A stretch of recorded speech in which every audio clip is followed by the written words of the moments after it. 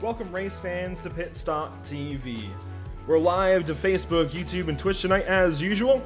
Emerson Ardon and Trey Shuttlesworth with me in the booth. I'm Andrew Cardinale IV, and this is Pit Stop TV's live coverage of the SRCA IndyCar World Series at Worldwide Technology Raceway at Gateway. We join you tonight from the virtual Madison, Illinois for rounds 12 and 13 of the SRCA IndyCar World Series season. So the field's going to take the green flag here for 35 laps of action. Rick Rayvon will lead the 8-car field. Daniel Fulkingham, despite his second-place starting spot, he did wreck into the turn 1 wall on his formation lap, so he's going to have to take repairs. Heat up right there and move. Oh, we've got a big wreck. Let's Bennett and another car as well. Up the side, down goes Cole Freilich. That is pretty unfortunate. He was running P3 at the time, really make his way up the leaderboard.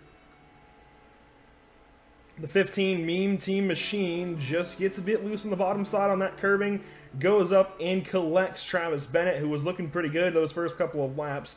And I'm not sure who that other car is, actually. That might have been, was that Daniel Falkingham? No, Tom Mercier, Rafael Sabara. It was somebody that got involved in that. Oh, that was Elijah Gracia, actually, who was completely an innocent bystander and got caught up in that one. See, the rest of the field are kind of lined up on the outside, but we are green. Rayvon with a huge advantage already as he looked to complete lap number 7 here at Gateway. Roaring into turn 1, trying to open up that gap to Spencer Madden. Although those guys actually are not for position. Yeah. Travis Bennett's trailing Elijah Gracia, so Cole Freilich, the lap car, just kind of playing spoiler to that one. Oh, and he goes around again! Caution is out. Caution is out. Yeah, I was about to... Oh, and he collects Rafael Sabara. Oh, my goodness. I think that was Mercier who almost got collected that as well. Tonight. So we're going to ride on board with Cole Freilich, and I think he basically mimics what he did earlier in the race where he just got loose in the middle of 3 and 4. He's going to slow down. He doesn't appear to clip the curbing. To get his oversteer. Yeah, no, he actually didn't that time.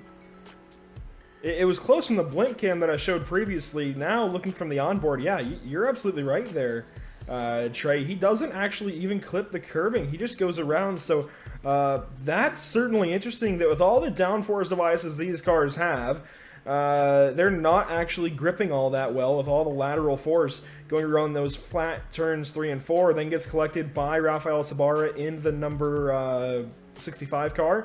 Yes, sir. This time Elijah Gracia on the inside lane, but he has the whole 7-car field, or 7 cars remaining right behind him as we go green here at Gateway once again. Are we racing the time limit? Are we racing the lap 35? We'll find out soon enough. Can Rick Rayvon get to the race lead as he's now in 2nd place? Rick Rayvon making quick work of Elijah Gracia here, goes to the bottom side, almost down to that curbing. Spencer Madden does touch the curbing, he's going to go around, and we've got another spin. Man, caution is out, caution is out. The meme team having a meme-like performance right now. Cole Freilich spinning twice in turns 3 and 4. Spencer Madden going around now out of turn number 2 after clipping the curbs after 25 of 35 laps. Rick Rayvon already off and away. The green flag flies, and they're back at it, doing the Rayvon snake down the front stretch and into turn number 1. Bennett going to work the bottom side. Madden sets a new fast lap of 24.9. Bennett's going to slide up out of 2 and going to lose the 2nd position down into turn 3. Spencer Madden going to have the advantage over the number 021, and he's going to clear him through 3 and 4. He's going to take that spot away, and he's going to set his sights on Rick Rayvon. 7 laps to go across the stripe. We're working against the time limit here, ladies and gentlemen, at the Worldwide Raceway at Gateway. Bennett looks slow of Madden, can't do anything with it. All of the 021 Coca-Cola, Madden ahead as they cross the stripe. 2.5 Bennett goes high to the center, and Elijah Gracia hits the wall. The fence out of 2, that's going to give up 3rd position and the podium to Elijah Gracia, who sneaks by on the inside. The 14 looking pretty good, but the 021 looking a little worse for wear. The 00 going to be all over him, but the white flag flies for Rick Rayvon. 1 lap to go. I think that's what Spencer Madden needed, but needed that to happen a few laps ago so he can focus on the car in front, because, I mean, he was so pressured, but Bennett back in the wall. Ford is going to go by for 4th, but Rick Rayvon is a man of the hour as he comes through turns 3 and 4. He's going to get himself his 8th win on the season here at Gateway. You know, Ray Vaughn stayed really quiet tonight just because of all the yellows and all the dynamic strategy, but most of all, he avoided incidents for the most part here tonight. So we will go ahead and talk to the driver of the number 5. I called him out as the number 3 earlier. I think that's his number in the Pro Mazdas, but regardless, Rick Ray Vaughn, do you have a copy? Hey, I got you loud and clear. Rick, it's yet another win. 8, count them, 8 wins on the season. How's it feel here at Gateway? I don't even know what to say. This is just like a dream come true. I mean, I never expected to have this kind of a success. You know, you've got guys like Spencer Madden out there and Elijah Gracia, Travis Bennett. These are all quality drivers, and to just be on a streak like this is just unbelievable. I just don't know what to say. Well, that's now 2/3 of the season that you've won so far, going into our second race of the evening here in not so long. Yeah, that's 8 of 12 that you've won. I mean, that's just incredible in any capacity, but especially here in the SRCA IndyCar World Series. There we go. You're going to have about 150 points going into race number 2. Technically 3 races to go, 2.5 weeks, if you will. How do you feel about the championship? Well, I guess it's looking pretty good. I don't know. I would hope so. Yeah, I would think so. I don't even know. I could probably miss a race and maybe still get it. But you know, we still have another race to go, and I've been a little jealous. Daniel Falkenham pulled off the double. He just did a fantastic job, and I'm like, damn it, I want to do that. But now I have an opportunity to pull off a double, so we'll just see how race 2 goes, and I hope we could do it. That would be wonderful. Hey, that sounds good to me. Before we let you go, who do you have to thank? Who do you have to give a shout out to here in race number 1 as we get ready for race number 2 on the evening? Elijah Drew Garcia, love you, man. You're the best. Thank you for this league. Not going to mention the other one. Piece of garbage. Spencer Madden. I feel for this guy because he's finished second so many times, and he's said to me the last time, it was last night, I actually won a race. He finished second at the IORL, and he says, congratulations on your win, Rick. I hate you, Rick. I'm like, oh, man. Yeah, I don't want him to hate me, but anyway, I just want to thank you guys at Pit Stop TV. You do a great job. I hear that something's in the works for the IORL as well, and that would be awesome because you guys do just such a great job, and I want to thank you guys. Thanks to all the drivers out there, too, everybody who race clean, and anybody who's watching. Love all you guys. Thanks to the fans. Oh, excuse me. Most of all, thank you to the Lord. Thank you to the Lord. Thank you, Jesus. I love you. Well, thank you very much for your time here, Rick. I'm sure we'll be talking to you in some capacity here after race number 2 on the evening, so I'll let you get back at it, and we'll be seeing you shortly. Thank you, my man. God bless you. And so that's Rick Ray Vaughn, race winner here at Gateway, Worldwide Technology Raceway at Gateway, to be exact. I'm going to...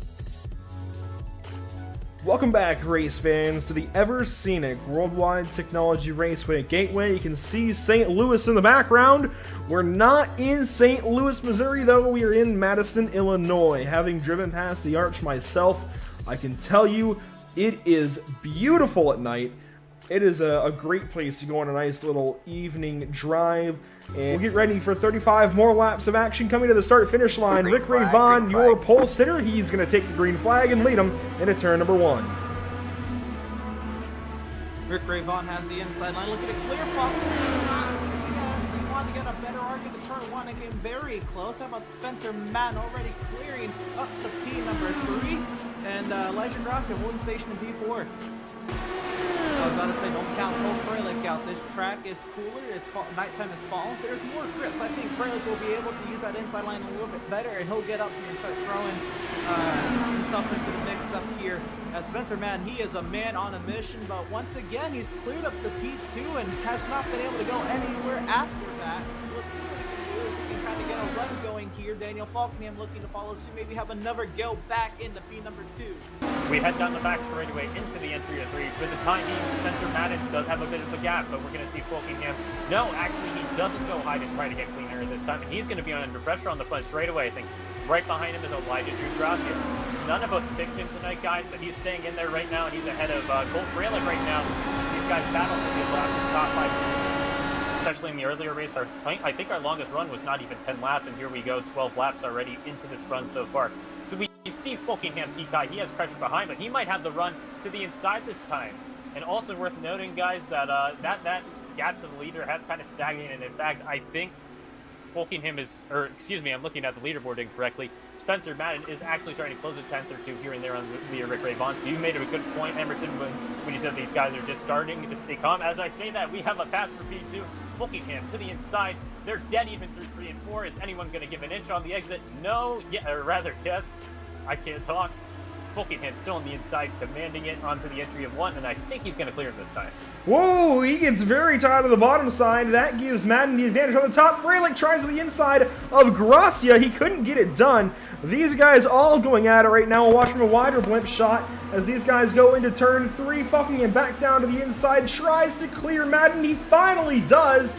Now Freilich gets a run on Gracia again. He's going to follow his teammate Madden back down to the inside line through 1 and 2. It's a 4-car, 5-car blanket off into 1 and 2. Freilich slow through the corner. He loses a lot of time. He'll get passed by Sabara off into turn number 3, but Madden fighting back on the inside line.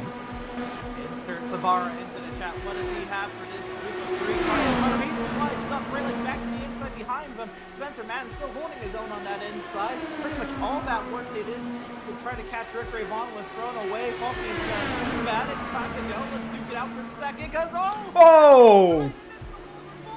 big accident on the back, 5 cars collected upside down. All right, man, caution is out. Caution is out. Big damage to Sabara.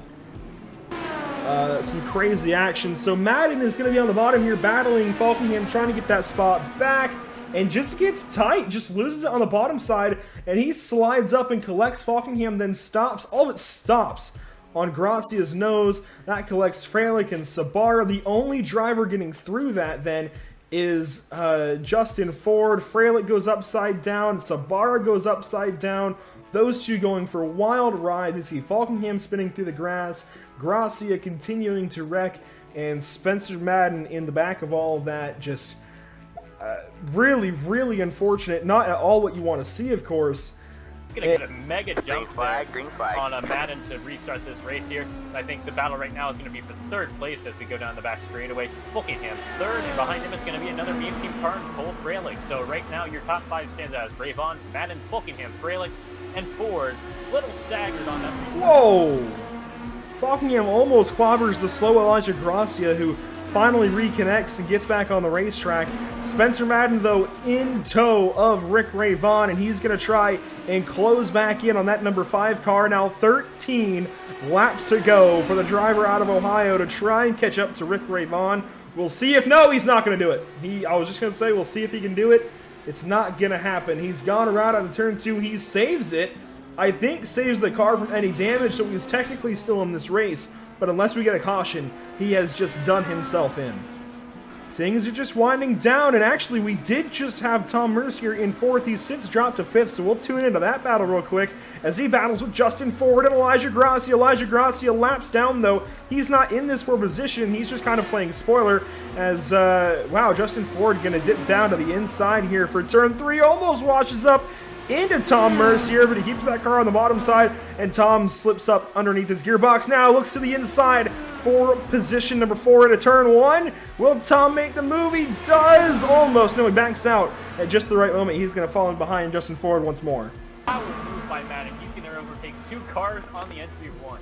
And they just get out of his way. He's going to take 4th spot, but Justin Ford might not be done with him just yet. They continue to go at it. As well, Ford was looking kind of racy to the top side, then slips back underneath him as the white flag has flown for Rick Ray Vaughn. We're going to stay with this for the moment because Ford now to the inside of Spencer Madden for 4th place. They go side by side through 1 and 2. Contact, and oh, Spencer Madden is going to go around. He's not going to like that, and I'm sure Ford did not mean it, but you know, the aggression on the last lap as Rick Ray Vaughn takes win number 9 on the season. Daniel Fulkingham second, Freilich with the fastest lap there at the end, and this battle's going to go on. Justin Ford against P4 over Mercier, and over big accident there into the catch fence for Ford, and around goes Mercier. Rick Ray Vaughn, do you have a copy? I got a copy. Thanks for joining us, Rick. So, you know, you're really making it a pattern of being in the booth with us, and that's definitely a good thing. Just talk us through round 2 here tonight. You did a great job out there on a night track. Well, yeah, I knew it was imperative to get the pole because at this track there's plenty of time to reel a guy in, you've got the entire backstretch, and then, you know, 3 and 4 are so wide open that you can actually, especially with the being able to adjust the roll bars, the sway bars,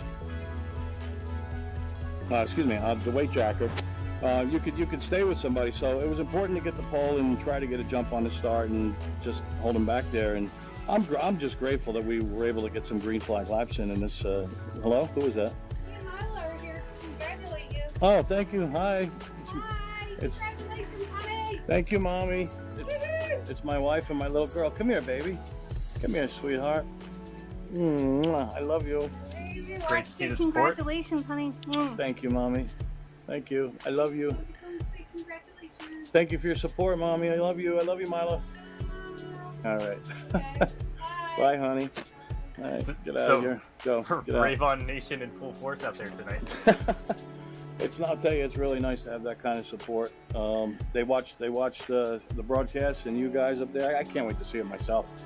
But anyway, like I was saying, it was nice to not have a bunch of yellows this time.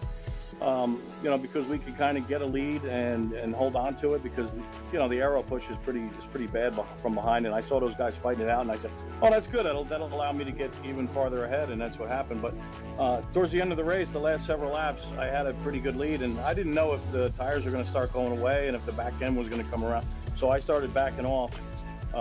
You know, the speed going through the corners, just to ensure that I don't, you know, do something stupid and spin and throw the race away.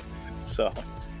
Yeah, that's the fortunate part about being the leader. It does give you the opportunity to get out there and get ahead as long as you get a good restart, which it seemed like you did on the lone restart that we had tonight. No, I believe we had 2 actually tonight, if I can recall. Yeah, it was important. It was important to be in the lead. The clean air was king, and I'm just grateful. I don't know what to say. I'm grateful. Thanks again to Elijah, and thanks to you guys, Pit Stop TV. You guys are awesome.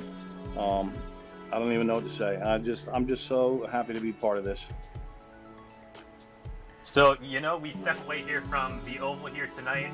Do you feel confident going into Barcelona next week if you plan on going there? Well, league owner Elijah Gracia just congratulated me on the championship, so that's wrapped up. I don't even have to race at that track, but I mean, I guess I'll do it for fun. I'm not really crazy about that place, but I might give it a go. All right. Well, you know, it's been a pleasure to talk to you tonight. Is there anyone you want to thank out there for your 2 in a row tonight? Yeah, I want to thank the Lord Jesus first and foremost. I think I already thanked Elijah. I thanked you guys, all the drivers, all the people that tuned in and watched. I don't know. That's pretty much it. My wife, my daughter. It's just a great night. I can't believe I did the Falkingham, baby. I did the double. We can call it the Rave On now, maybe after tonight, if you keep it up. All right, thanks for your time, Rick. Thank you. God bless you. Yep, that was Rick Ravon, who led 63 laps out of a total of 70 tonight, so just pure domination here in Illinois. That will conclude our coverage tonight of the SRCA IndyCar World Series doubleheader from Worldwide Technology Raceway. Pit Stop TV thanks you for tuning in and joining us for tonight's action, and we hope you enjoyed today's broadcast.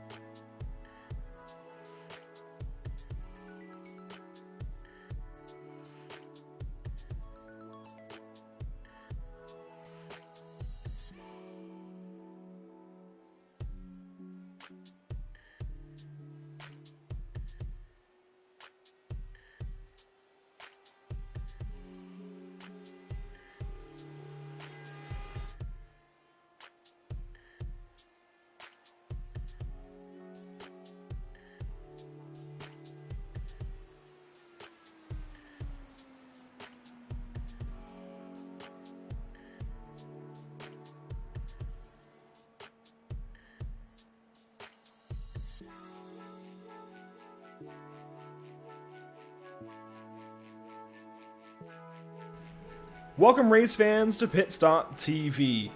As usual, we are live to Facebook, YouTube, and Twitch tonight. Trey Shuttlesworth with me in the booth. I'm Andrew Cardinale IV, and this is Pit Stop TV's live coverage of the SRCA IndyCar World Series at Auto Club Speedway. We join you tonight from the virtual Fontana, California for round 15 of the SRCA IndyCar World Series season. Opened in 1997 by Roger Penske on the site of Fontana's Kaiser Steel Mill, this 2-mile D-shaped oval was modeled after Michigan Speedway, but it is much wider and considerably more bumpy, having never been repaved. Auto Club Speedway has played host to a wide variety of racing series, including NASCAR, IndyCar, kart, the Rolex Sports Car Series, and iRock. Rick Ray Vaughan clinched the title 2 weeks ago in accompaniment of sweeping the doubleheader at Gateway, and Daniel Falkenham comes in as last week's winner after dominating SRCA's debut at the circuit at Barcelona, Catalunya. I butchered that a little bit, but the championship battle, it may be settled here, Trey, but there's still a lot of points positions up for grabs, namely second place, as we get ready to come into, well, what should be a thriller Auto Club Speedway. If you think about open wheel racing at Auto Club in general, it's always been, I think, one of the more exciting packages between a car and a track that you can put together. The problem is, it is definitely really fast, really scary sometimes, and, well, I think that's why we don't see it too much anymore, but still, I'm glad that we can have these open wheel races, these IndyCar races at Auto Club Speedway here on iRacing. No, definitely happy, especially after what we saw last night at Michigan International Speedway with the IORL series. Both tracks, projects of Roger Penske's. While Roger Penske initially did build Auto Club, he did not build Michigan. You can tell that he takes a lot of influence here at Auto Club, and this track is absolutely perfect for open wheel racing, in my opinion, just because it's so wide. And you're able to really utilize a lot of the track. It's just excellent for pack racing, which can be absolutely terrifying in open wheel cars, but it can be very entertaining. And we're on the virtual side tonight, so we don't have to worry about putting anyone in danger with any dangerous incidents out there tonight. But no, you said about the points battle as well. Rick Ray Vaughan absolutely dominated the series so far this season. 10 wins out of 14 races so far, I believe. 13, That's right, 14. 14. Yeah. And but there's still a couple points positions to go that guys are going out there to try to claim tonight, such as Elijah Drew Gracia, who enters tonight third in points, and Spencer Madden's not here tonight. As you said yesterday, he wasn't also able to participate in the IORL series at Michigan because he's on a cross-country road trip, correct? Yes, sir. So yeah, Spencer unfortunately bowing out of this week's competition and every league that he runs, and for a couple of weeks actually, but it's kind of fitting that this series is at least wrapping up and the Pro 2000 series is already done with, so he's not missing too much, but he is likely going to lose second place to Elijah Gracia. We'll see if he loses fourth at Daniel Falkenham or not. And of course, third and fourth with Elijah and Daniel, that could absolutely swap hands as well. Another driver on this top 10 list that is not here tonight, unfortunately, is Aldis Pujaklis. We wish him the best in his move to Germany. Of course, the Latvian who was living in the UK now lives in Germany, so a big move to go between countries. I can't imagine it. I moved across the United States, but I can't imagine between countries and all of that. That's got to be incredibly scary, incredibly cool, I think, at the same time. So wish him the best of luck there. One position I think that stands out to me here that swapped to Barcelona last week is 6th and 7th. Tom Mercier and Justin Ford separated by just 1 point. And you can see why those two flipped around. Justin Ford getting that spot over Tom as of last week. Cole Freilich is not here. He does have Chris Aurelio subbing in, but I'm not sure if those points will transfer over or not. Speaking of Chris Aurelio and others subbing in and joining the series tonight, we have a grid to walk down. Trey, I'll give you the top 10.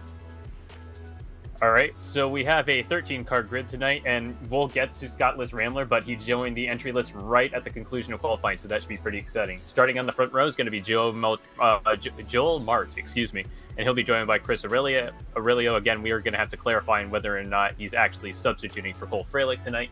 We go to row 2. Inside of row 2 is Rick Ray Vaughan, series champion, 10-time winner, and outside of him is Elijah Drew Gracia, who I can't remember if he won in the series or not. I feel like we covered one of those events. Oh, it was the Pro Mazda race, the Freedom 100. My apologies there. Yes, sir. Don Hunter and Christopher DeHard will round out the qualifying cars in 5th and 6th. And then we go back to row 4, where we see Jeff Murray and Rafael Sabara. Row 5 will be made up of Justin Ford and Dan Morera. Apologies. I've got them in 11th and 12th, but anyhow, Howie DeTrey will make up the 13th position, and it looks like that's actually going to round out the field. You say Scottless Rambler joined. He's not actually showing up in ATVO. We'll see if he pops up here if he makes a run at tonight's race. Regardless, the field rolling out onto the flat back straightaway, the bumpy back straightaway. There we go.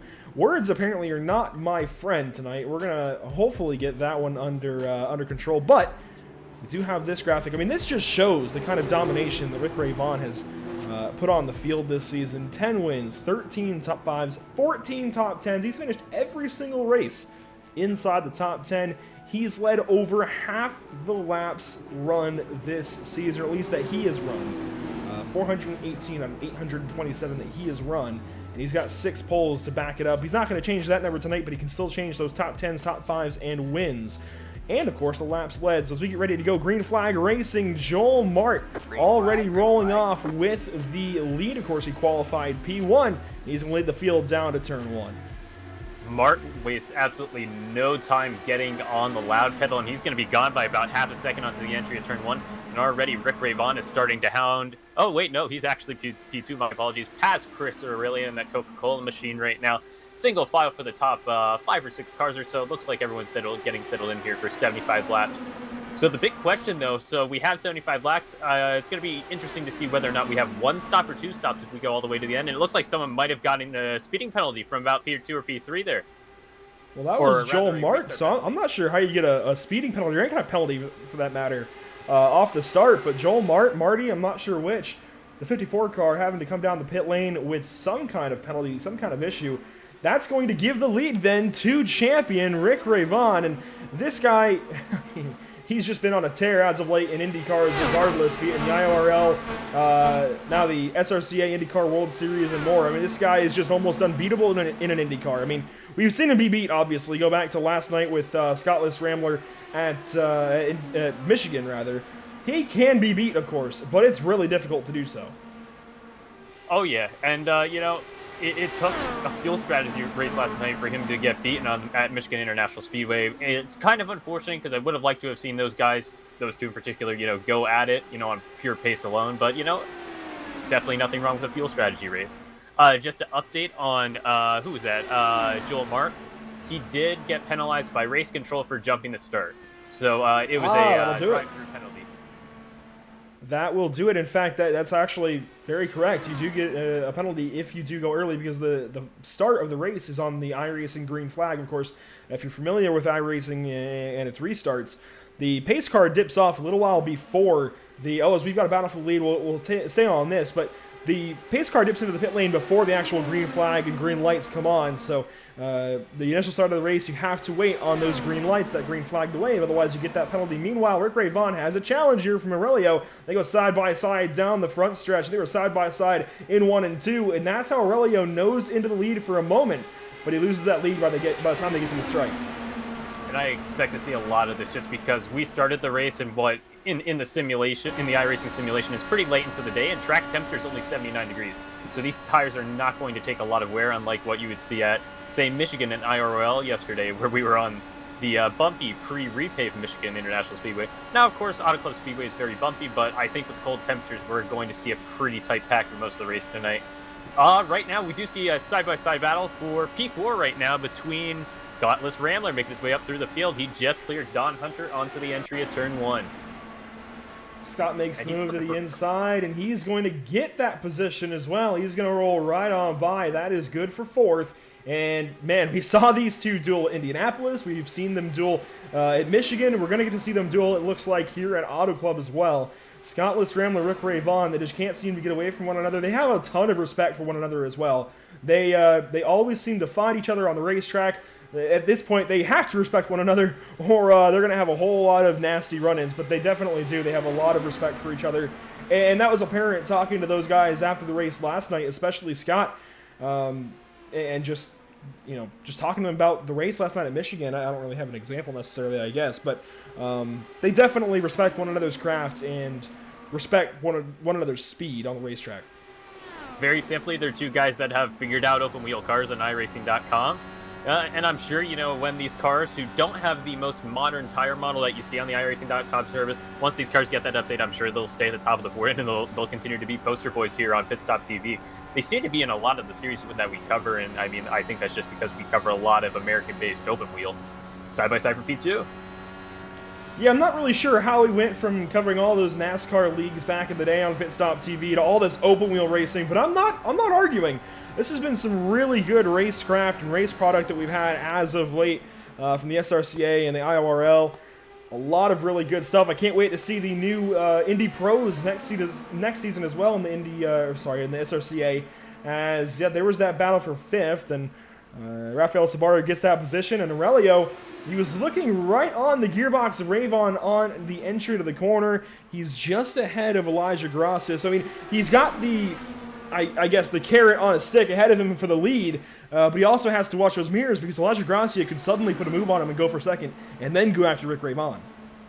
Yeah, we're definitely seeing the slipstream play an absolutely massive factor here on the straightaways, which, it's kind of expected when you have these cars on a cool track like this. You're not going to lose as much downforce in the corners and all. We have a pass for the lead. Chris Aurelio in that Burger King livery. I think we saw that. I'm not sure if he was in the IORL race last night, but somebody was definitely in that livery last night. Yeah, it wasn't Aurelio. I forget who that was. As Rambler gets up to third, so Elijah Gracia is setting back and saving his tires. We saw that from Seifker last night. So, like we mentioned last night at Michigan, that was a preview for tonight.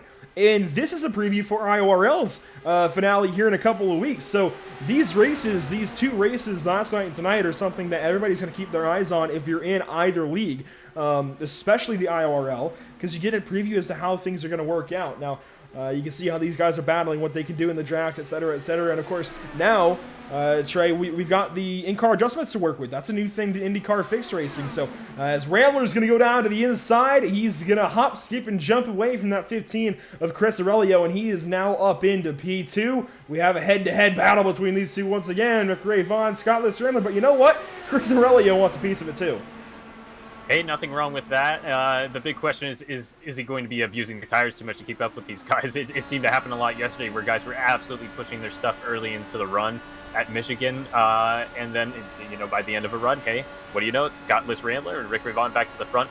And the other thing is that he's being pressured to utilize the inside line right now. It is definitely going to wear the tires just because you're going to have to be turning the wheel more in the middle of the corners. Yeah, so one difference we're seeing already here at Auto Club compared to last night at Michigan is you can use that bottom side. That said, it's not much more than a passing lane, it seems, as I say that, and Ravon and Rambler both go down there in 1 and 2, but Rambler's using that to cross Aurelio back up and get to his inside and try and pass him down here at the other end of the racetrack in 3 and 4. So it's really, I feel like, the passing lane, because it is a tighter turning radius. You have to put a little more input into the wheel as Gracia now uses it to try and get position on Aurelio. We'll see if he can actually make that pass. No, he cannot.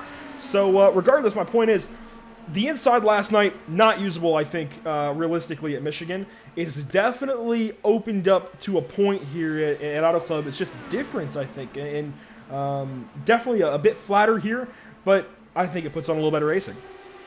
Definitely. Now, again, we're kind of comparing this to the old Michigan, which makes it a little hard to judge compared to the absolutely. newest track on the iRacing.com service. But even compared to like paved Michigan, I just think this track had more of a intention of being designed for modern open wheel racing. Which, I mean, Roger Penske built the track for open wheel racing in the 90s, and these cars are quite similar to the 90s open wheel cars in some respects, in the sense that they don't have a whole lot of downforce for an open wheel car, but have a lot of top speed.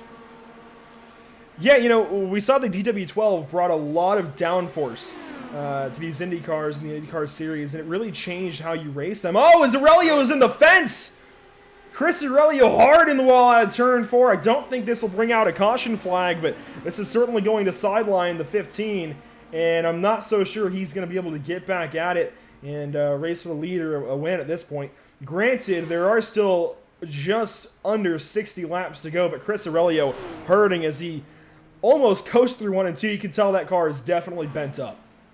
Looks like suspension damage, because otherwise he wouldn't Absolutely. be struggling to corner as much. Of course, he was probably going slow just to give guys room, be respectful this early in the race, but at this point, he's half a lap behind already, and he's going to have to come down pit road, so he Oh my definitely gosh. needs a yellow flag to get back in it. You can But- see how much he's turning the wheel. That is not good. Yeah, the toe is pretty knocked out there, but fortunately he does have one quick repair, but it's already gone, whereas most of these guys might be able to push later, get involved in a wreck, and get back out there. Yeah, he's going to have to use that fast repair here on only lap 17 of 75, but the battle then goes on for second place. They have not let up a bit. Ray Vaughn continues to lead out of turn 4, and Rambler's all over his gearbox. Elijah Gracia, again, just sitting in the wings, kind of saving his stuff, drafting up to these guys, making sure he stays with them, maybe even saving fuel to run a little bit harder the second half of the race if this thing goes green. That's something we noticed yesterday, too, on the last run of the race, where guys were not shifting down in the corners as much if they were looking to save fuel. Now, it might not be as much of an issue here. It's hard to determine it because I don't think we entirely know what a full fuel stop is here. I'd have to guess it's about 30-35 laps. That's about what it is at Indianapolis Motor Speedway, which puts us right around the border of being able to make it on one stop, or you could have to divide it into thirds and do 2 stops. So we'll get a better picture probably in the next 10 or 15 laps or so of what to expect. Absolutely. Want to cover some of the battling throughout the field, though. We have Don Hunter, a newcomer to the series. I think he ran last week. Unfortunately, we did not cover Barcelona. Not enough, well, I shouldn't say not enough cars, but just it didn't all come together, unfortunately, for us to make the trip out to Spain. But Rick Ray Vaughn, I think, won that. I'm not sure if it was Falkenham or Ray Vaughn. I think it was Rick who got that 10th win on the season because he won 9 as of Gateway. So I believe it was Ray Vaughn. Regardless, the point being, Doc Hunter made his first start of the season there at Barcelona. And Jeff Murray, I believe, is a newcomer entirely, making his first start, currently running 4th place. He comes in with one of the higher oval eye ratings here. He has a 3,000 oval eye rating, so he definitely understands how to get around the ovals on the surface. And, contact for Rambler. Rambler does hit the wall off the exit of 4. We get a replay here from his onboard, and we'll see what happens to Scott Rambler. Just gets tight in the wake of Ray Vaughn, and we talked about that a lot last night, Trey. The arrow push, definitely going to be a factor tonight. You see it already, lap 20, and Rambler's in the wall. When you get into a race car on iRacing, I honestly don't think there's a worse feeling than feeling that mid-corner arrow push in a car like this, and you realize, there's really not that much you can do about it. You could even, get completely out of the throttle, try to turn the wheel, left as much as possible, but it just could be to the point where you've lost so much downforce and you're already committed to a line that's, going out too much. He's going to come down pit road here, probably for the fast repair. I have to wonder if he's looking at utilizing this for alternative strategy at this point. He could We make do it a see someone else behind 2-stopper. him. Yes. We Oh, see and that's Grossi behind him. yeah, it's Gracia, and he's been in the wall as well. It looks like, I'm pretty sure the right front of that wing is bent up. Let me take a closer look here. Right side is pretty damaged there, so I think these guys are not necessarily on a strategy they prefer, but they might be forced to a 2-stop at this point.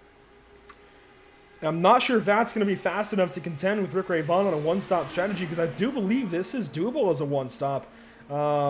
Actually, it might be just out of reach. It's close. Indianapolis, a 2.5 mile speedway, you're looking at about 30, 34, Yep. somewhere in there. So, it's slightly shorter track, 2 miles instead of 2.5. It's close. And of course, last night we saw them running out after about 35, 36 laps. So, it's right on the edge of Rick Ray Vaughn making it. If he was to save fuel the entire run, he might be able to, but I'm not so sure he has been. Just went on board with Ray Vaughn, and he's pushing the limit in 4th gear right now on the chip on the entry of the corner. So I don't think he's concerned about fuel saving.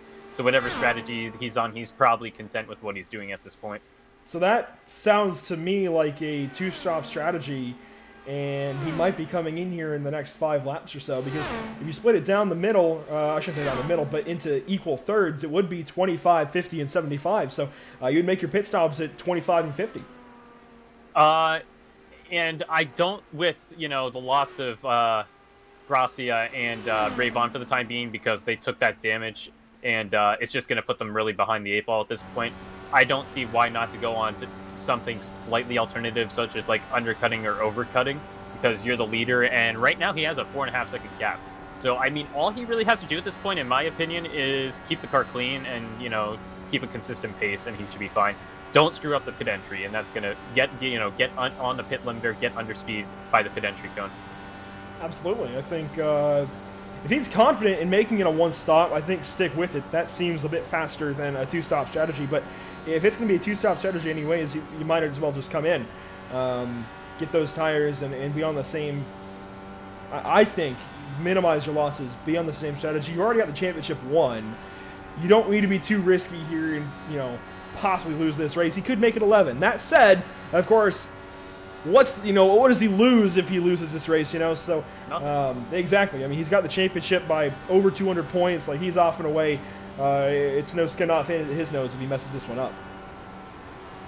Yeah, so you were initially saying about, you know, maybe he wants to play conservative, but no, I mean, you counter pretty quickly, and I'm going to have to agree with the counter there. There's no reason not to go for the win and go all out at this point, but it's just in the situation where, like, he doesn't necessarily have to do anything really extreme because he's in the lead, he has control, and his tightest competition lost a lot of time with that damage. So we do backtrack a little bit.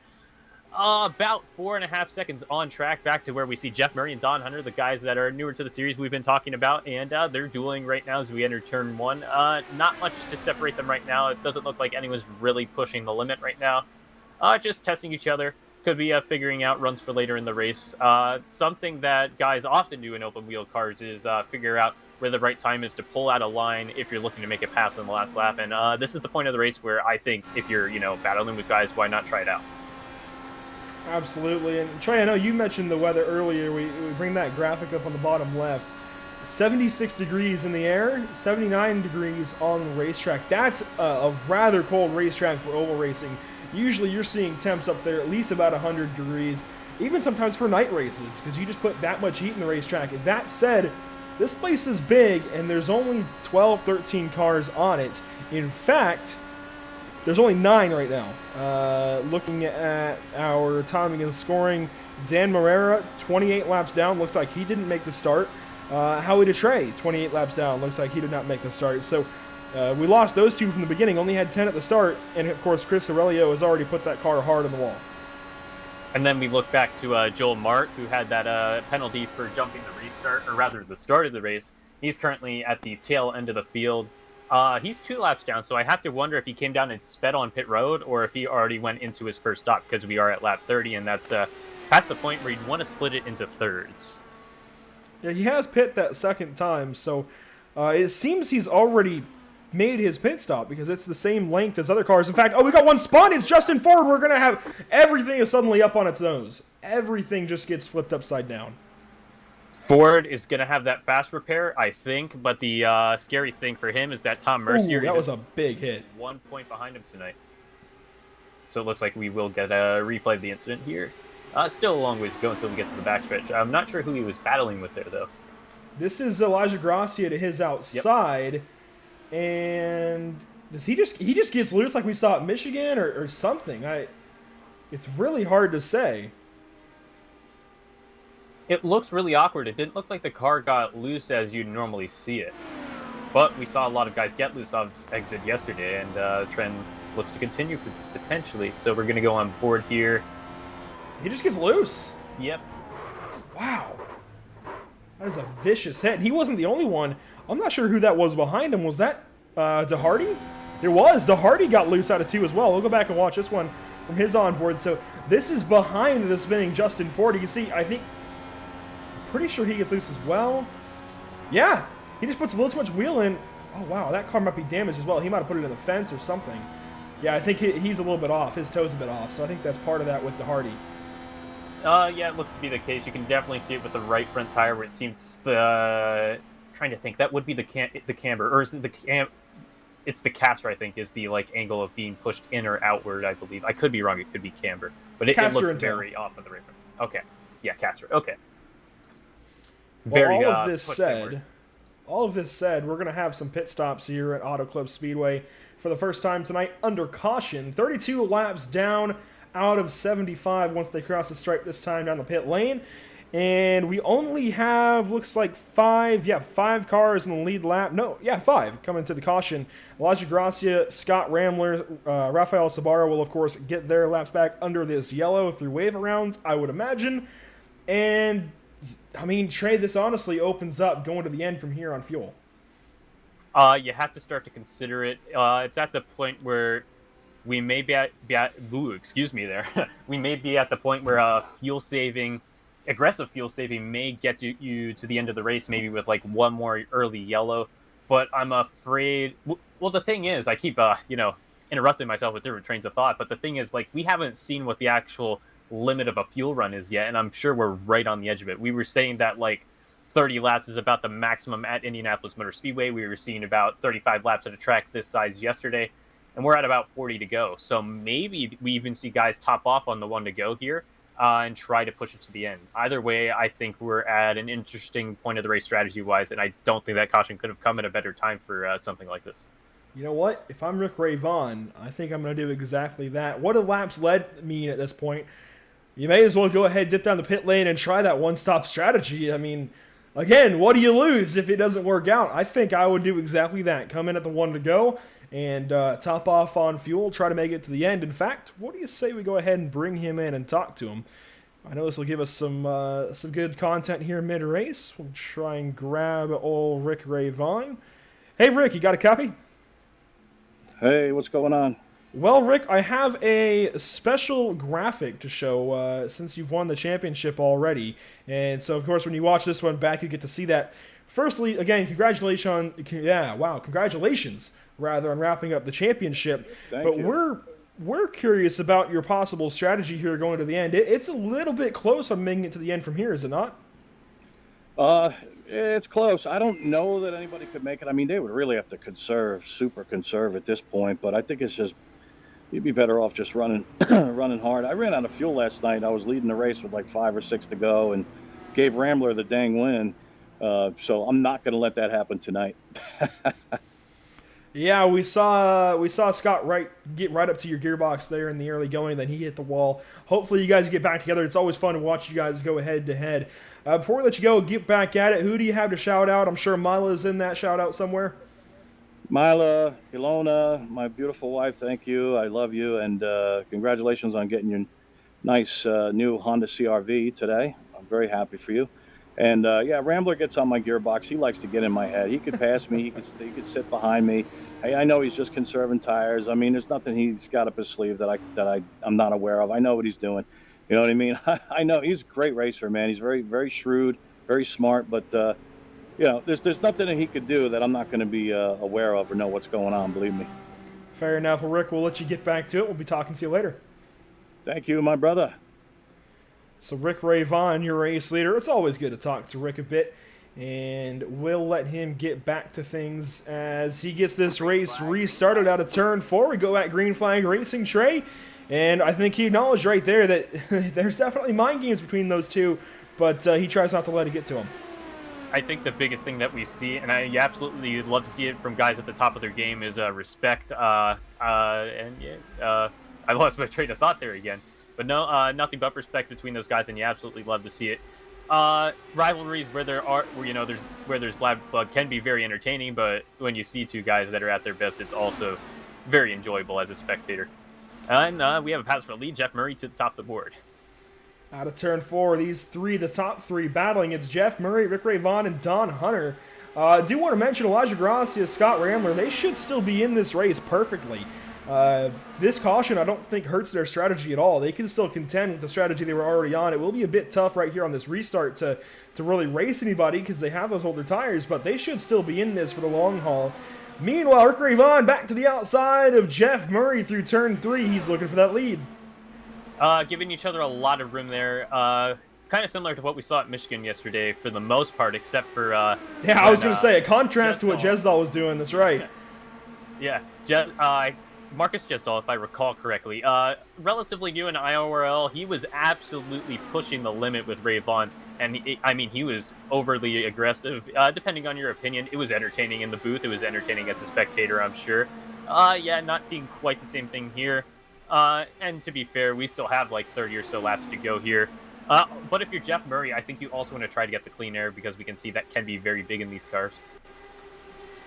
Absolutely. Clean air is everything, be it an IndyCar, a NASCAR stock car. It doesn't matter. Clean air is any leader's best friend. So you definitely want to get out there to a bit of a lead and just kind of try and separate yourself and use that downforce on the front end of the car. Rick Ravon's doing just that right now as we have a spinner. Is that Rambler? No, that was, it was Rambler. Oh my gosh, he saved it too. Oh, he's going to spin in 3 though. Oh my, he almost took out Savara. He's going to hang on to this car. I can't believe it. He drove all the way through that. Absolutely remarkable save off it too. So he does the exact same thing that we saw Justin Ford and Christopher Hardy do out of 2.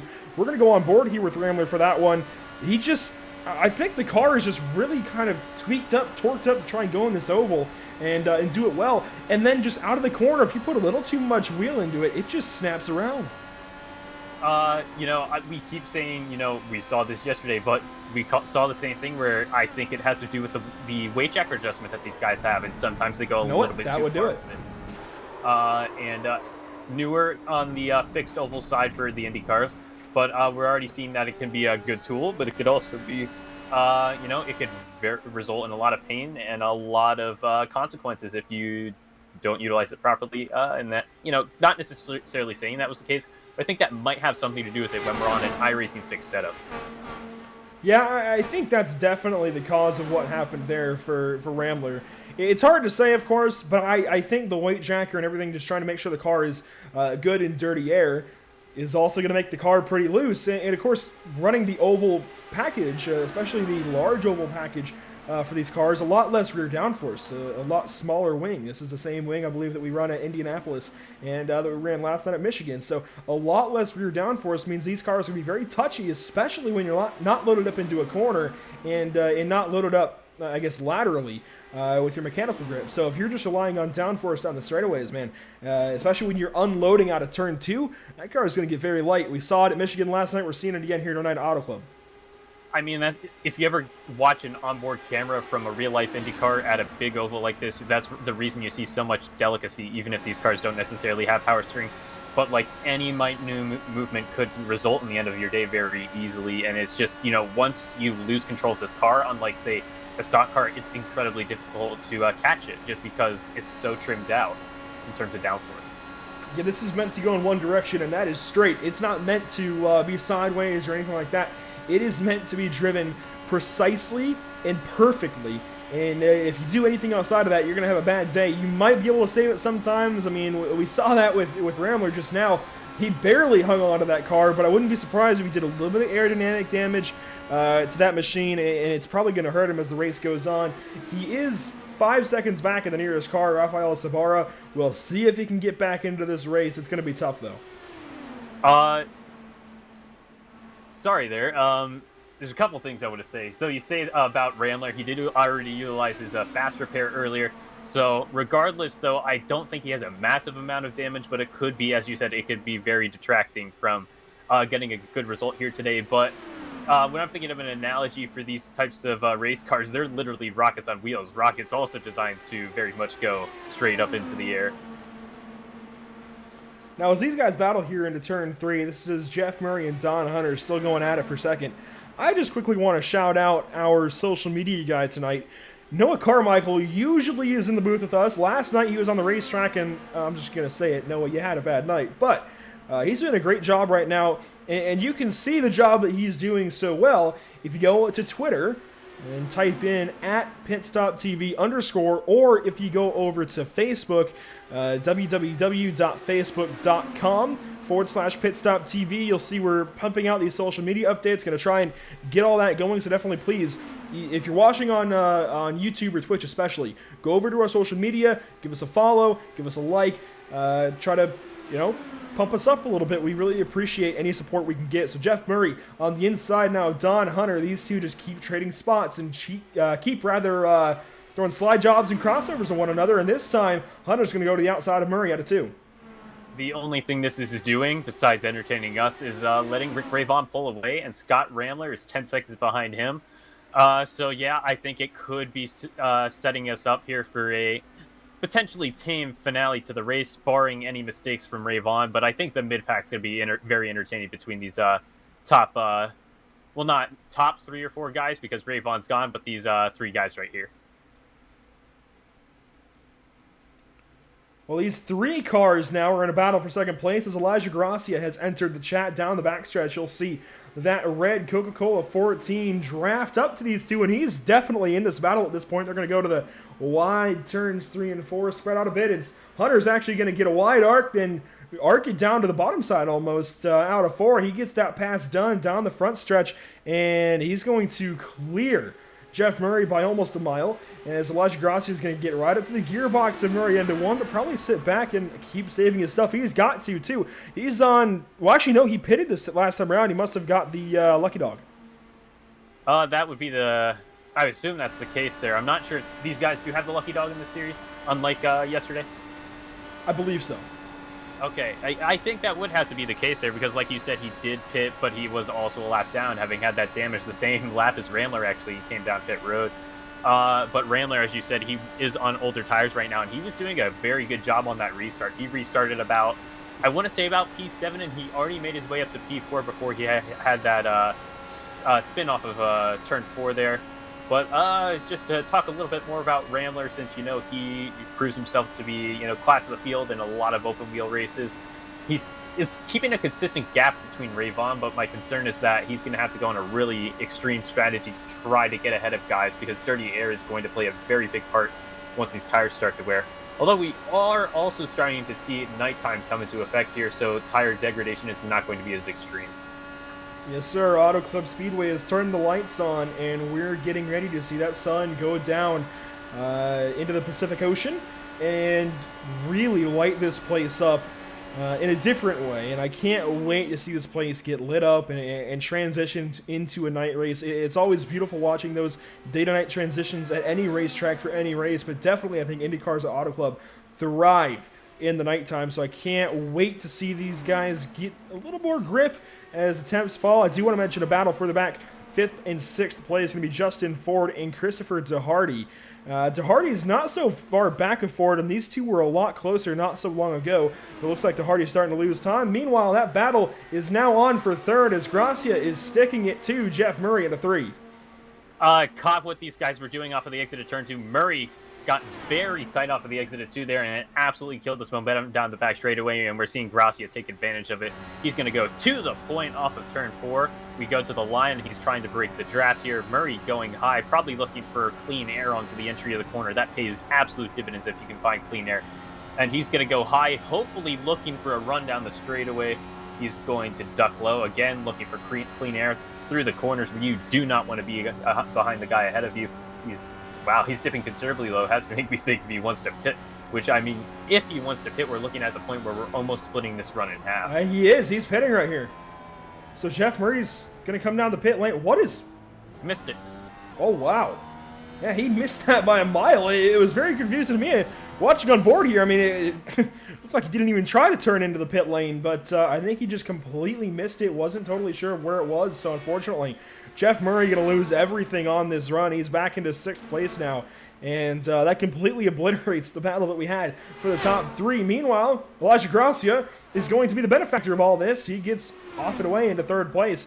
That said, he's now almost 2 seconds back of Don Hunter, who's 2.5 behind Rick Ray Vaughn, your leader.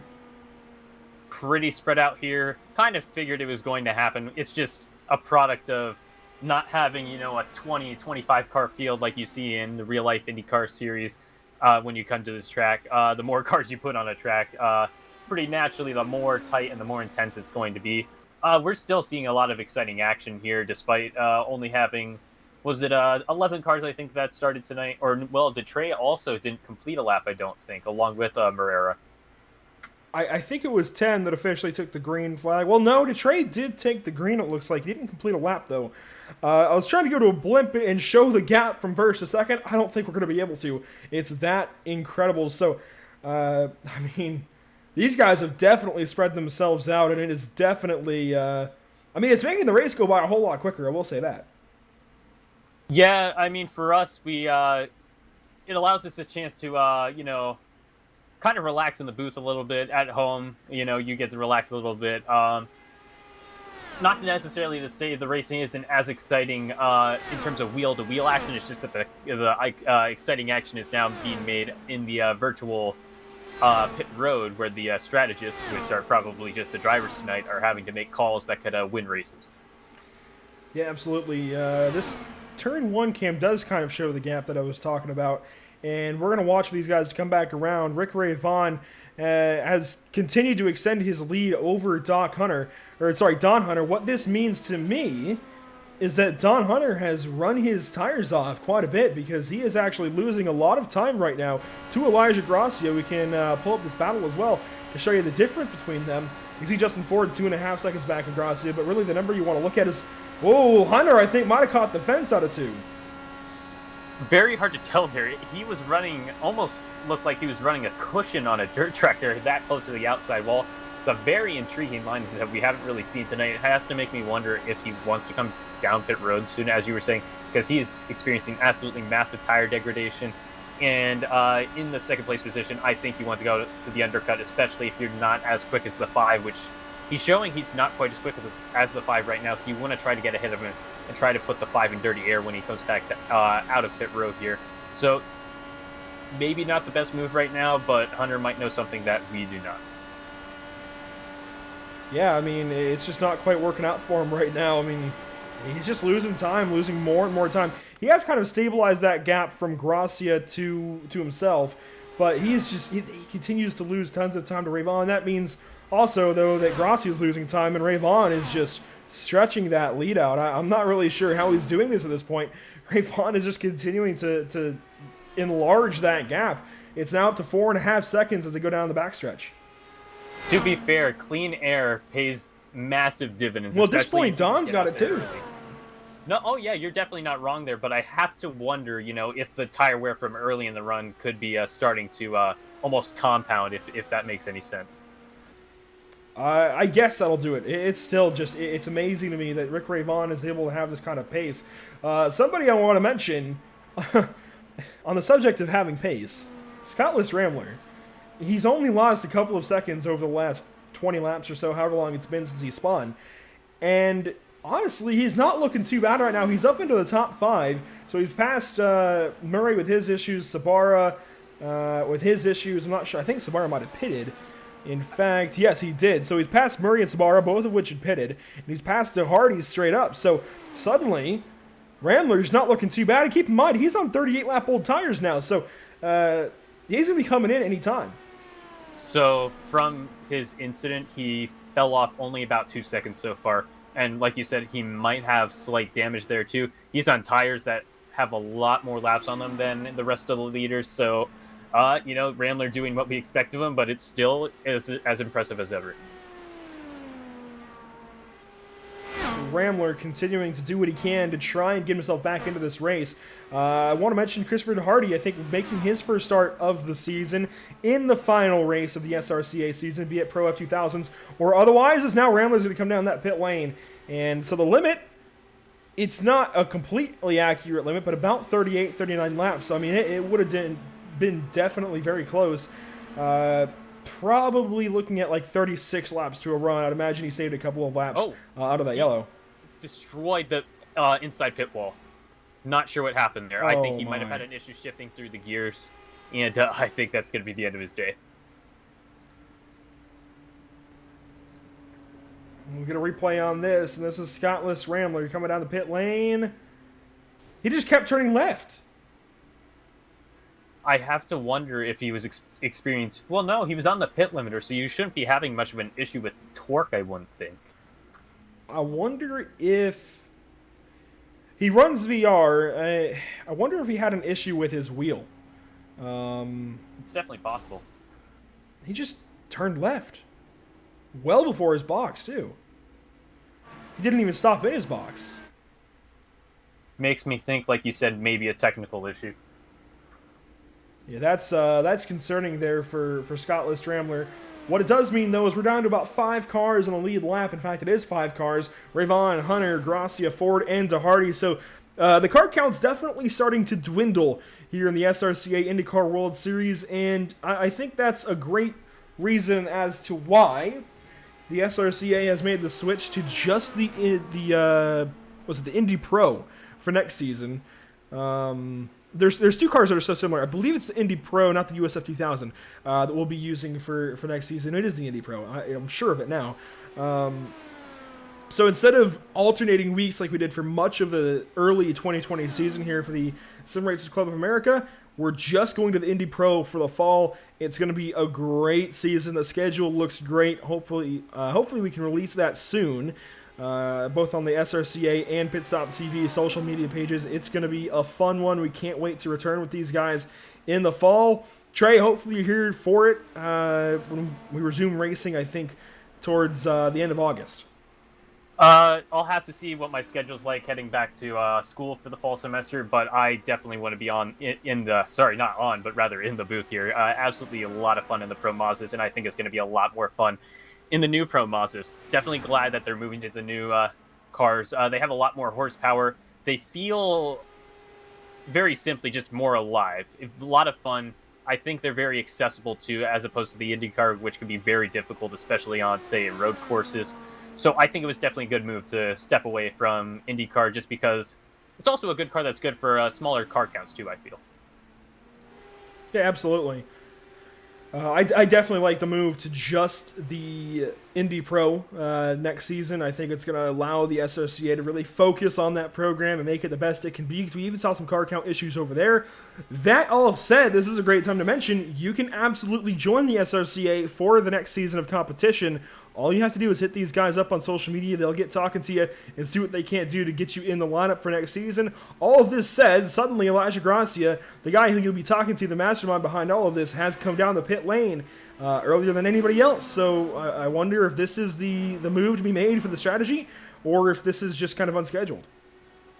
I have to think that we're near the end of the run. We were saying that Randler went about 38 or 39 laps, so most of these guys should be probably about 4 or 5 laps short, based off of my calculations. Could be a bit off there.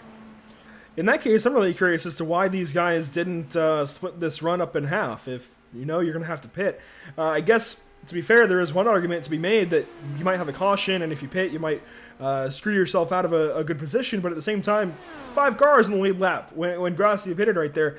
So I'm not sure what you've got to lose. You may as well try and, in case it goes green, set yourself up a little bit better, because these guys are running a little bit slower lap times at this point. It's not much of a difference. The fall off only about half a second, but still, time is time.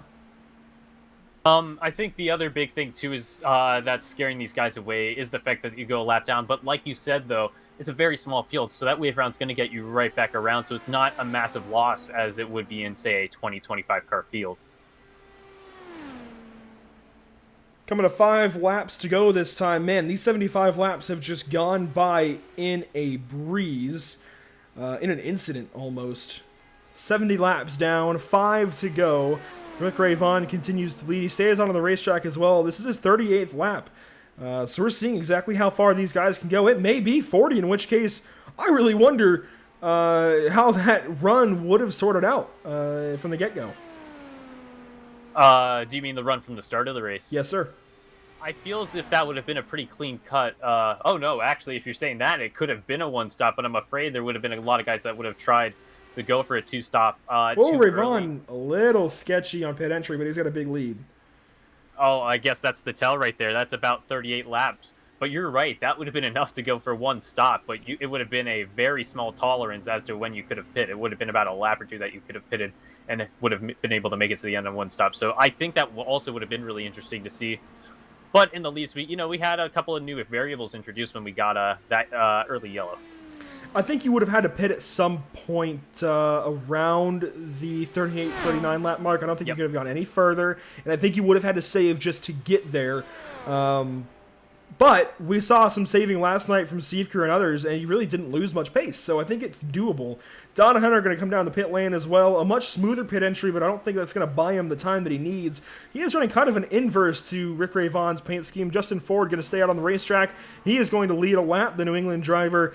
Always running these tie-dye and Pac-Man and just special wacky paint schemes This time he's got a bruisey race wear on the sides of his race machine, and I thought for a moment he ran out of fuel, but he's going to stay under power and dip down to the inside. He should come in this time. Yep, slowing pretty consistently and conservatively here. He's going to go for the arc down pit road. Very calm and collected there coming down to pit road. Hopefully he gets on the limiter in time, but he's going to come down and make his final stop of the night right now. So inheriting the lead is going to be, as we're now following, Christopher DeHart, and you have to wonder, we're coming to 2 to go. Is this guy going to be able to make it to the end? You know what? I mentioned it when we talked to Rick. It was the perfect play to maybe try and go to the end. He's now on 41 laps. He only has 2 laps to go, though, and he's got a big gap back to Rick. It's 6 seconds. He could use up some of that gap trying to save some fuel. He doesn't sound really high in the revs either, so I think he's doing some pretty intense fuel saving right now. Unfortunately, we don't have the telemetry, though, to see what his fuel is. Sorry. And, I mean, he's losing time, but he's got enough time back to Rick right now across the start-finish line. He might have done it. He might have. The madman is going to maybe have enough fuel to go to the end. I like this. The mad lad going for it. Christopher DeHarty trying the pit strategy. The Domino 71. He's going to try and stretch this fuel out for will be 42, 43 laps. I like this. This is absolutely remarkable. He's in 5th gear going half throttle. I wonder how long he was doing Throw it up into 6th, buddy. You don't need 5th right now. You got plenty of time. Christopher DeHarty. I talked to Rick Ray Vaughn about the possible idea of going to the end from that caution. He wasn't too sure of it, but Christopher DeHarty going to defy him, and Christopher DeHarty, in his first start on the season, wins the Auto Club, stretching fuel over champion Rick Ray Vaughn. Christopher DeHarty is a race winner in the SRCA IndyCar World Series. How to come in here and make an absolute statement on strategy like that. We didn't even talk about him at all. If we're talking about, like, the amount of times guys have been mentioned tonight, probably could count that on one hand right now. Absolutely remarkable. Good run. Good fuel save. Yeah, I think the first time we talked about him was the grid. The second time was when he got loose behind Ford, who spun out of turn 2. Other than that, I don't think we mentioned him until the last lap right there. Christopher DeHarty, remarkable job winning this one. That is awesome to see some pit strategy work out, especially in a race where we were hoping for it, maybe thought it wasn't going to happen, and then it comes back. That was amazing. That was a great run, and that proves that you could have gone to the end on just one stop from the start of this race. Christopher DeHarty going to burn it down here in Fontana. Yeah, what can I say? I mean, you basically covered it. I think it's just awesome to see someone come out here in their debut race and do it. And if you're looking statistically in terms of, say, iRating, you wouldn't think that he would go out there and do it. He comes in tonight with a 1362 iRating. Guys like Ramler and Ray Vaughn came in here tonight with iRatings over 3,500. But so maybe he didn't have the raw pace out there. I don't believe he qualified near the top of the board either. He qualified 6th. He was the last of the guys who set a time, yet he comes out here tonight and coasts all the way to the end. I absolutely love it. We're going to talk to the man himself here in just a moment, Christopher DeHarty. I can't believe it. I didn't think I would see it, honestly. I thought everybody was going to play it safe and just take the one stop there to the end. But Christopher DeHarty goes for it at the end, and it's going to pay off beautifully. Christopher DeHarty, do you have a copy? Yes, I do. Chris, the mad lad himself, you just saved fuel and made it. I mean, how close was it? I think I had like 7/10 when I got to the line. 7/10 of a lap left. Well, dude, we're loving it. We are so thrilled to see that pit strategy come. And, I mean, honestly, we talked about the race getting spread out, kind of getting a little less exciting. That saved it right there at the end. I cannot believe it. The fuel strategy there at the end to pick up this win, and only by a few seconds. But, dude, you led the few laps that mattered at the end. I'm letting you know that it was really exciting. People may say, oh, it wasn't exciting. I'm looking at my Apple Watch right now. My heartbeat's at 147 beats per minute. Well, yeah, you just won. Well, the thing is, I figured something. I knew I wasn't going to win on pace. This is the first league race I've probably done in 4 or maybe 5 years when the leagues first came out. I don't think I've raced this car on this track, the IR18 on this track, except maybe one other time. And I figured, well, you know what? If someone's gonna try and do it, I might as well try to. And I figured on very early on in the race, I could make a certain number of laps, and I'm like, well, given when this caution came out that I was actually a part of, maybe. Why not try it? What's the worst that can happen? And boom, there it is. Again, just an amazing run. Big congratulations to you. I'm really glad that we saw some pit strategy. We covered a different league race with these Indy cars, a few of the same drivers, including Rick Ravon, at Michigan. We were hoping to see some pit strategy last night. It didn't come to fruition. Some cautions kept that from happening. We come to Auto Club. We think we might have it at the start. That caution comes out. Suddenly, we don't think it's going to happen, but there's maybe that little chance. We talked to Rick Ravon in that break, and he didn't sound like it was going to happen at all. You 100% made this race that much better for us, Christopher. Again, congratulations on the win, and hopefully you stick around now. Hopefully you come back for the Indy Pros later on in the year, because that was a great way to steal the show here at Auto Club. Thanks, I appreciate it. It depends on what's happening the rest of the year. I usually am writing about IndyCar racing, and unfortunately, because of the pandemic, a lot of things have changed up, and there might be some times where I'm able to be at the track, sometimes where I'm just at home, and this is one of those times when I was at home, and I got an invite to the league about 30 minutes before the practice session started, and I figured, let's try it, why not? And boom, here we are. Well, it works out, man. It works out for the better. You get the race win. Who do you have to thank? Who do you have to shout out tonight? Well, Chris Aurelio and Cole gave me the link to be here. My friends Joey Barnes and Matt Weaver, they've helped me out a bunch with my motorsports writing over the years. If I listed everybody else, there'd be too many people to thank. But really, just like I said, Aurelio and Cole. I forgot what was his last name. Anyway, they persuaded me to do this, and I'm like, you know what? Let's do it. So they said do it. I did it, and boom, here we are. But this isn't a me effort. This is a we effort, because if it weren't for those two, the race would have had one fewer car. That's right. Well, I'm glad we had your number 71 in the field, man. Again, congratulations, and hopefully you run some more races in the fall. Hopefully we're talking to you then. Thank you. I look forward to it. Go Saints. Who dat? So Christopher Hardy picks up the win here at Auto Club. Trey, I'm going to turn it over to you with our series champion. You got it. Rick Ravon, do you have a copy tonight? Hey, what's up, Trey? Not too much. I mean, we took in a pretty exciting race there. We were talking to you a little bit before that restart, and you thought probably wasn't going to be possible to push it all the way to the end, and you didn't try to go for it, I guess. I mean, you pitted about 5 laps sooner, so it would have been really tough to save near the back end of the race. Just talk us through that last run there.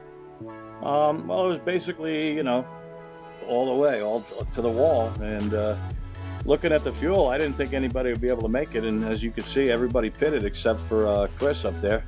And he must have had it in 6th gear and kicking in the clutch and everything else, because I don't know how he did it, but that was such a great job by Christopher DeHarde. I've never seen him before. I think this might be his first race with us, and I just want to congratulate him, man. That was just spectacular strategy. Nobody else was able to make it to the end, but he pulled it off. That's a fantastic job. Yeah, we were talking to him, actually. He said this was his first league race on iRacing in a few years. So I just got notified. You led 69 laps there tonight, so a nice job out there. Trying to think of what my next question was going to be now. I'm sorry. No, that's okay. That's okay. I got all night. I got nowhere to go. Fair enough, I got nothing to do. I'm a loser. I have no life. All I do is sim race. What are you talking about, man? Didn't you just buy your wife a new SUV? Yeah. She's got a nice Honda, beautiful Honda. It should last us for about, 17 years, because it's a Honda. It's a Honda. It'll go 70. Yeah, at least, really. Great car. Oh, yeah, definitely. Okay, no, I do have a question now. I'm sorry. Thank God. Yes, okay.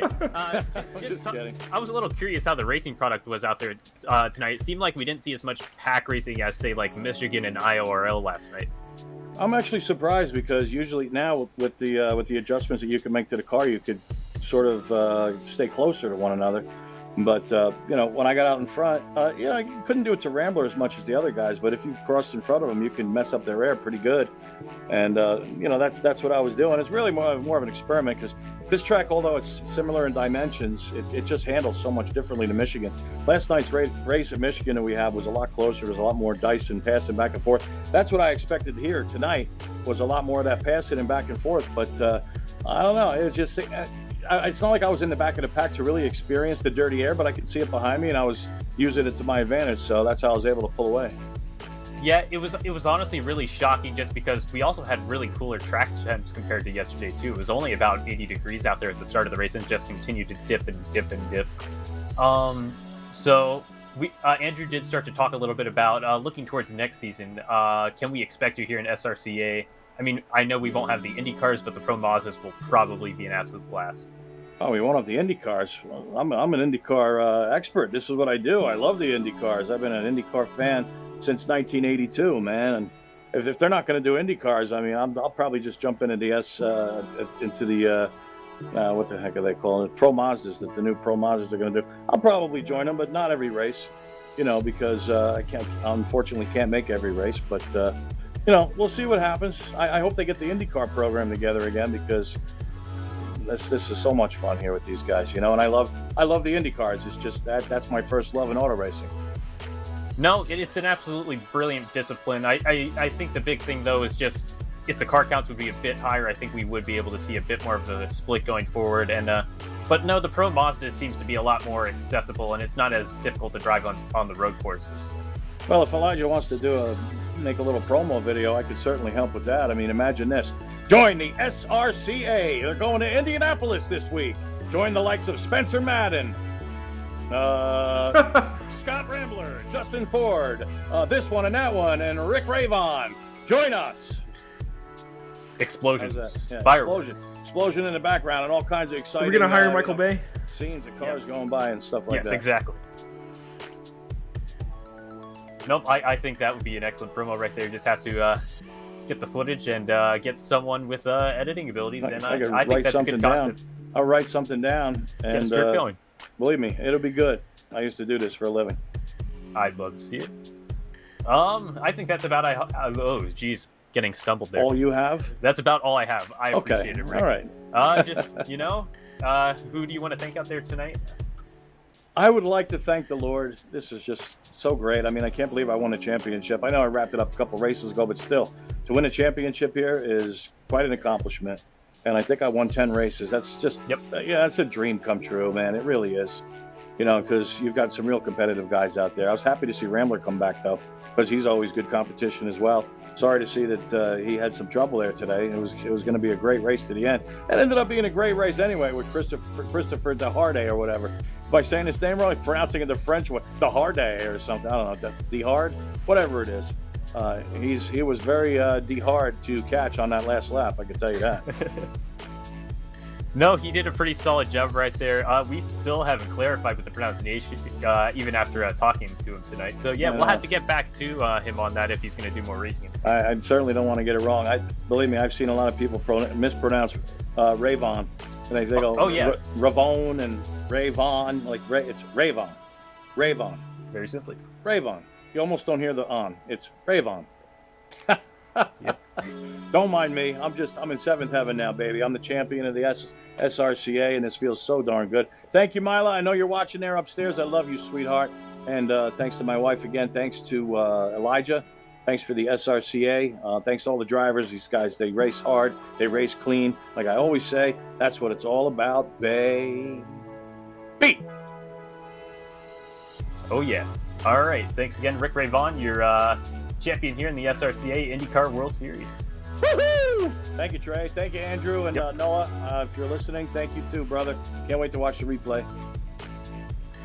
And so that's Rick Ravon, always enthusiastic in his post-race interviews. Love talking to the man. I think he really is one of the more exciting guys to talk to after a race. That said, we have another guy that we want to talk to, another special guy that we're going to bring into the booth. Elijah DeGracia, do you have a copy? Yes, I do, Andrew. Well, Elijah, it's another successful season here in the SRCA, and it wraps up in what I don't think was expected to be a thrilling race. We know the card counts were kind of leaning towards the wayside, I guess, starting to dwindle here as the time went on in the IndyCar World Series, but it ends up being a thrilling finish, and it all works out in the end, so I think a nice little send-off for these cars. Yeah, it was a pretty good send-off, even though the car count started dwindling down towards the end of the season. I wasn't expecting it to come on fuel strategy there towards the end, and that ended up coming down to that and made it pretty exciting, actually. I think we only had, one yellow that race, so it was pretty good, clean racing. Well, speaking of the car count dwindling, tell us where we can find the SRCA if we want to apply and race. Are you talking the IndyCar series, talking the Indy The whole Pro? shebang. The whole shebang. The whole shebang? Well, they're both still going to be separate, but if you want to apply to either one, I will put something up probably tomorrow for both series if you want to get into either one coming up here. Indy Pro, they'll be starting up on August 13th at Iowa. As far as the IndyCar series, that'll be after the Indy Pro season, around the winter time, so that'll start back up around then. Fair enough. Yeah, I think I kind of said it the wrong way, because I mentioned that this summer into fall season is going to be focusing on the Indy Pro. We're still going to have IndyCar racing in some capacity, though, right? Yeah, we probably will every now and then, maybe a special event here or there, but the full-blown season will be towards the end of the year, for sure. Well, big 10-4 on that one, driver. Back to the racing here tonight. You end up third place, a good way to wrap up the season, and likely we'll pull up the point standings coming into tonight, and I think we can get the live standings, just won't have a graphic for it. The point standings coming in, you're looking at having a battle with Falkingham, who I don't think showed. You're a little ways ahead of Puticlis, so not a worry there, but you were behind Spencer Madden, who also didn't show, so you should wrap up second place. Actually, I didn't. I lost it by, ironically, 6 points. Which is his number that he uses, so. Well, oh so close to wrapping it up, so I guess this is pretty darn close in terms of the positions, at least, to what we'll see to wrap up the season, because I think Justin Ford beat out, was Tom Mercier? Tom Mercier wasn't even here. A whole lot of drivers just didn't even make the race, huh? Yeah, unfortunately. Some of the regulars didn't make it. Well, again, tell us where we can find SRCA on social media, what have you, to try and contact you and get into the series. You can find us on our Facebook page, Sim Racers Club of America. You can find us on there, and I'll post the league info for both of them if anybody wants to get into either one of them and apply. I absolutely recommend it. I mean, you see the racing that we've put on this season, even tonight, with only 9 or so cars actually taking the green. I think 10 took the green officially. Still a good race. It still ended up being a pretty darn good race. There was even action throughout. We weren't bored, I don't think. It just kind of, the action ticked down a little bit. We started talking about strategy, and it was still, I think, an exciting race, and definitely a reason to come race and pump up the car numbers, and we'll have even more to talk about. So absolutely contact Elijah and the SRCA. Join them if you haven't already. If you're thinking about it, just do it. But meanwhile, who do you have to thank? Who do you have to shout out tonight? Definitely you guys at Pits.tv for broadcasting this. Definitely Rick, you ran a really good season, of course, as a champion. Really consistent guy, really clean guy, fun guy to race with. The guys racing out tonight, even though the car count's been dwindling, still really good guys. If only having, I think, 1 yellow, we had a really good race, and still came down the strategy, which I don't think anybody expected, so. And, yeah, that's about it. Absolutely. Well, Elijah, I'll let you run along then. I'll let you do what you got to do tonight to wrap up the season for the SRCA. Thanks for having us, and thanks for your time here, and we'll see you in the fall. Alrighty. And so that's Elijah DeGracia, kind of the whole mastermind behind all of this. I love talking to him as well. He's just down to earth and ready to talk about anything. So he does a great job here with the Sim Racers Club of America. Does a great job of making a really good league out of sometimes just a few cars. So we need to pump these car counts up. That's why we're talking about it. We want to see more drivers in the series. That said, Trey, it's time to start wrapping things up. What do you got for us with the results? Let's start looking at the... Oh, I already closed out of the... Okay, there we have the graphic. I'm sorry. I did close out of the session already. So we're going to start off looking at Christopher DeHart in his debut race here in the series. fuel strategy call gets him a 2.5-second win over Rick Ray Vaughn, who finishes in second place. Elijah DeGracia is going to finish out the season third, I believe he said right. He'll finish third tonight. Jeff Murray will take fourth place. Rafael Sabera will claim fifth. Don Hunter in sixth place, and Justin Ford will claim seventh. Last car in the lead lap. Joel Mart was never able to really recover after that initial penalty off of the restart for jumping the start of the race, where he had to take a drive-through. He will finish eighth place. Scott Ramler got into the wall a couple of times. He had that issue down pit road, which resulted in terminal damage. That's going to be a ninth place finish for Ramler. Chris Aurelio rounds out the top 10. A little further back, we have Howie DeTrey that did show up. He only completed one lap, it looks like, actually. So he completed a lap at least. Didn't complete the race. Looks like he had something to go tend to. And Dan Morera showed up and then I think had connection issues holding him back from finishing. I want to also turn it back over to Trey real quick with some bills to pay. And Trey, I'll let you get that one going. Yes, sir. So we're going to start off here with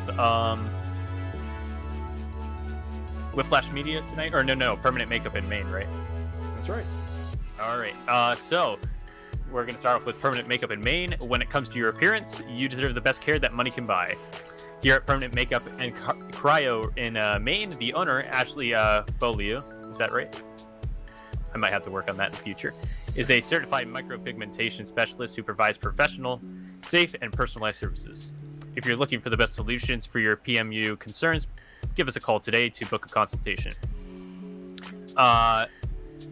Ashley prides herself on providing an individualized, superior cosmetic services using only state-of-the-art technologies and completely vegan pigments. However, what truly distinguishes Permanent Makeup and Cryo in Maine as a leader in the beauty treatment industry is our passion for helping people and an unwavering commitment to our clients through the entire procedure process. Love of beauty is taste. The creation of beauty is art.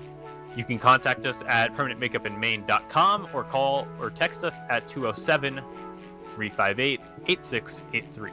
If you visit our Facebook page, Permanent Makeup and Cryo in Maine, you will see that we do monthly giveaways. If you submit your entry, who knows, you might just win. We also, of course, have Whiplash Media. Whiplash Media has taken over kind of the organizational effects of Pit Stop TV. It's a new parent organization, and Whiplash Media specializes in various sim racing resources, including paint schemes, stream overlays, iRacing camera packs, and more. Whiplash Media is also working on its presence in real racing with things such as photography, social media management, public relations, graphic design, and more. You can go to whiplash-media.com to find out more, contact us, and such. Trey, it's been a great night of racing.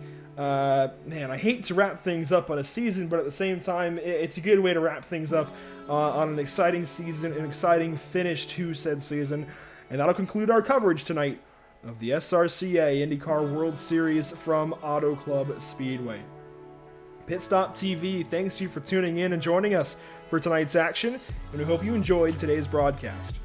We'll continue coverage tomorrow with a double play featuring the LTAC Racing League from the high banks of Bristol Motor Speedway and the Maconi Setup Shop Summer Tour at South Boston Speedway. Make sure to follow us on Facebook at www.facebook.com/pitstoptv, on Twitter and at pitstoptv_. And again, you can go to those two and see the wonderful job that Noah Carmichael did tonight. Got to thank Noah once more for tackling the social media job tonight, trying to pump those numbers up. So definitely any support is appreciated. You can also follow us on Twitch at www.twitch.tv/pit_stop_TV and on YouTube by searching Pit Stop TV. This has been Trey Shuttlesworth with me in the booth tonight, Noah Carmichael on social media, and myself, Andrew Cardinale. For Pit Stop TV, we will see you next time.